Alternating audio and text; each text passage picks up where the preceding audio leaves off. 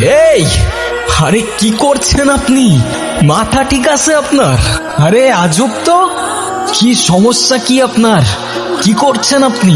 কিছু বলছেন না কেন? মাথা ঠিক আছে আপনার? পাগল নাকি আপনি? মরতে যাচ্ছিলেন কি জন্য? একে তো এত বড় একটা বোকামি করতে যাচ্ছিলেন, তার উপরে ড্যাব ড্যাব করে তাকিয়ে আছেন।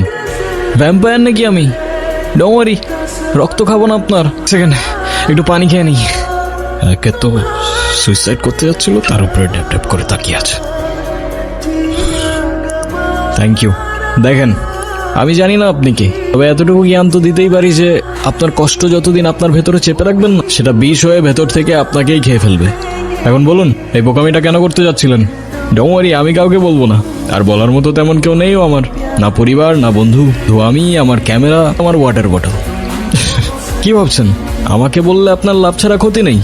আর এমনও তো হতে পারে যে আপনার প্রবলেম শুনে আমি আপনাকে কোনোভাবে সাহায্য করতে পারি, রাইট?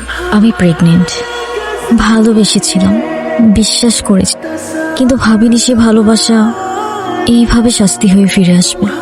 আমি তালুকদার পরিবারের মেয়ে। আমাদের পরিবারের সমাজের নিয়ম না মেনে কিছু করে ফেলা মানে সবার কাছে একটা লজ্জা হয়ে যাওয়া। আমার পরিবার, যারা বলে মেয়েরা হচ্ছে ঘরের সম্মান, তারা যখন জানবে আমি বিয়ের আগেই কিচ্ছু বলবে, শুধু চেয়ে থাকবে, আর ওদের ওই দৃষ্টিতে আমার বুকটা চিড়ে যাবে। কিন্তু আমি বুঝে যাব আমার মরে যাওয়াই উচিত।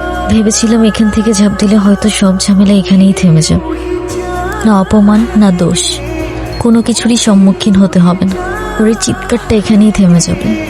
এখান থেকে ঝাঁপ দিলে আপনার চিৎকার থেমে যাবে সে ব্যাপারে তো কোনো সন্দেহ নাই, কিন্তু যার জন্য আপনি এখানে আসলেন সে তো দিব্যি ঘুরে বেড়াবে, রাইট?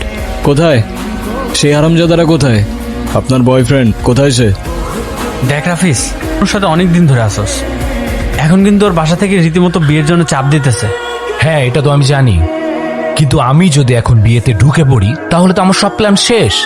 চাইনায় 6 মাসের প্রজেক্ট, এটা আমার জন্য খুবই দরকার। এটাতে যদি আমি ঢুকতে পারি না তাহলে পুরা লাইফ সেট। তুই তো জানোস ও তোর উপর কতটা নির্ভর করে। ও বলছে যে তুই যদি এখন চলে যাস ও নিজেকে শেষ করে ফেলবে। এটা বলছে? মেয়ে মানুষের আবেগ বুঝোস তুই? ওরা একটু হলে বেশি রিয়াক্ট করে। আর আমি তো ওরে বলি নাই বিয়ে করব না, আমি তো ওরে বিয়ে করব, কিন্তু চায়না থেকে আসার পর, এখন না। তাহলে তুমি যাচ্ছ? আমি এই সুযোগটা কোনোভাবে হাতছাড়া করতে চাচ্ছি না।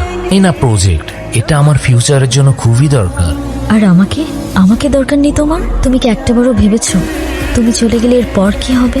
আচ্ছা, তুমি জানো যে আমি তোমার জন্য কি ভাবি না ভাবি, কিন্তু আমি যদি এখন বিয়ে ঠিয়ে করি তাহলে আমার সব গুলিয়ে যাবে।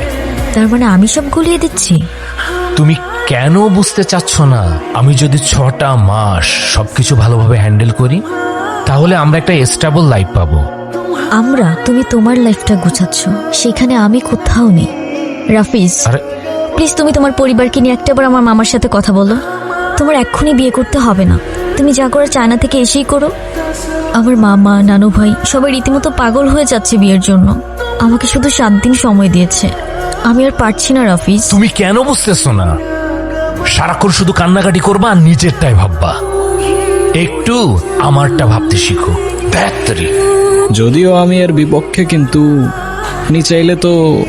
একজন মায়ের পক্ষে নিজের সন্তানকে মেরে ফেলা এতটা সহজ না। তার হৃদস্পন্দন, তার প্রাণ এখন আমার শরীরে। আমি কিভাবে থামিয়ে দিব সে প্রাণ? বুঝলাম। আর তাই তো সেই প্রাণের সাথে সাথে নিজের প্রাণটাও থামিয়ে দিচ্ছিলেন, রাইট? হ্যাঁ, চেয়েছিলাম, কারণ আমি নিজের পাপের বোঝা নিজে বইতে পারবো, কিন্তু আমার সন্তানের দিকে কেউ আঙুল তুললে আমি সহ্য করতে পারবো না। সবই বুঝলাম, কিন্তু এটা মনে রাখবেন যে আপনার ভুলের প্রায়শ্চিত্ত না সেই নিষ্পাপের জীবন দিয়ে হবে, আর না আপনার জীবন দিয়ে। It is what it is. জীবনের এই মুহূর্তে এসে আমি সত্যিই জানি না আমার কি করা উচিত, কোথায় যাওয়া উচিত। তাহলে আমি বলবো আপনি বাড়িতে চলে যান, কারণ সেটাই হবে যেটা আপনার তাকদিরে লেখা আছে। না, আমি বাড়িতে যেতে পারবো না। বাড়িতে গেলে আমার ওদের পছন্দ মতো বিয়ে করে নিতে হবে, যেটা আমার পক্ষে সম্ভব না। আপনি কি কিছু বলতে চাচ্ছিলেন? আরে প্রবলেম নাই, বলে ফেলুন না। আপনি আমাকে বিয়ে করতে পারবেন? হোয়াট? সত্যি না মিথ্যে? আরে বুঝাই বলেন না, আমি কিছু বুঝতে পারতেছি না, মাথায় ঢুকতেছে না কিছু আমার। ধরুন আমি আপনাকে স্বামী সাজিয়ে আমাদের বাড়িতে নিয়ে গেলাম, কিছুদিন পর আপনি ওখান থেকে চলে যাবেন, তখন তো আমার সন্তানের পরিচয় নিয়ে কেউ প্রশ্ন তুলতে পারবে না। ফিস যখন আসবে তখন বিয়ে করে নেব। সরি, আমি আসলে বুঝতে পারছি না আমি কি বলছি না বলছি। আপনি কেনই বা আমার জন্য এত কিছু করবেন? সরি। আচ্ছা চলেন, আপনার জন্য মা হবেন না আপনি? একজন মায়ের জন্য এইটুকু তো করাই যায়, বলেন? আসেন, আর ভেবে লাভ নেই।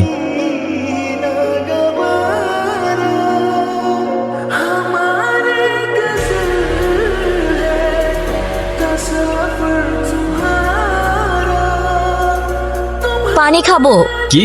পানি খাবো। পানি তো শেষ। আচ্ছা, তুমি দাঁড়াও, আমি নিয়ে আসি। হ্যাঁ, 2 মিনিট। তা হবার তা তো হয়েই গেছে, পছন্দ মতো বিয়ে করেছে, এতে রাগ করার কি আছে? তুমি রাগ করো, অভিমান করো, আর যাই করো না কেন, এতে ওদের কিছু আসবে যাবে না। তুমি কেন ব্যাপারটা বুঝতে পারছো না? আমি শিওর এই ছেলে একজন ডিজিটাল জুয়ারি। ওদের কাজ হচ্ছে বড়লোক ঘরের মেয়েদেরকে খুঁজে বের করা, ওর তাদেরকে টার্গেট করে। মাত্র টাকার লোভে ছেলে আমার ভাগ্নিকে বিয়ে করেছে, আর কিচ্ছু না। কোত্থেকে আসে তোমার মাথায় এসব বুদ্ধি? আমায় বলবা? আমি তো বুঝতে পারি না। ছেলেটাকে দেখে এত খারাপ কিছু মনে হয়নি। ছেলেটা ভালো ছেলে। আমার ধারণা গুনগুন এই ছেলের সাথে ভালো থাকবে। মন খারাপ করে বসে না থেকে তো সবার মাঝখানে যাই। এভাবে কোনো লাভ হবে না। আমাদের উচিত এখন সব কিছু মেনে নেয়া। মাথাটা ঠান্ডা করো, তাতে তোমারও ভালো, সবারই ভালো। শুনছো, আজ কিন্তু আমাদের নাতনিটা নতুন জীবন শুরু করলো। তোমার কত ইচ্ছে ছিল এই দিনটা দেখা। যাক, অন্তত আমি ওর বিয়েটা দেখে যেতে পারলাম। নাচ জামাইটা দেখতে কিন্তু রাজপুত্রের মতো, আমাকে ভাই বানিয়ে ফেলেছে। আমি এখন একা নয়। কি কিছু বলবা? না, এই সব কিছুর মধ্যে আমি একটা জিনিস বুঝলাম না। কি বুঝতে পারো নাই তুমি? সবাই রাজি কেন হলে? এত বড় রিস্ক যদি কেউ জানতে পারে তাহলে তো তোমারও তো একটা জীবন আছে। তোমার ভয় লাগলো না? আমার জীবন তো রিস্কের উপরেই চলে। তাছাড়াও সবার লাইফের পূর্ণতাতেই তো কারোর না কারোর একটা ইম্পর্টেন্ট ক্যারেক্টার থাকে। তো কে জানে, হতে পারে খোদার তরফ থেকে তোমার লাইফের সেই ইম্পর্টেন্ট ক্যারেক্টারটা আমি। হতেও তো পারে না? Thank you. তোমার মতো মানুষ তাকদিরে থাকলে হয়তো জীবনটা অনেক সহজ হয়ে যেত। তাকদিরে লেখা ছিল বলেই তোমার সাথে আমার দেখা হয়েছে। জীবনকে আমিও খুঁজেছি, কখনো শহরের ব্যস্ত রাস্তায়, আবার কখনো প্রকৃতির এক নিঃশব্দ কোণে। অবশেষে আমি আমার জীবনকে দেখতে পাই ক্যামেরায়। কি নানু ভাই?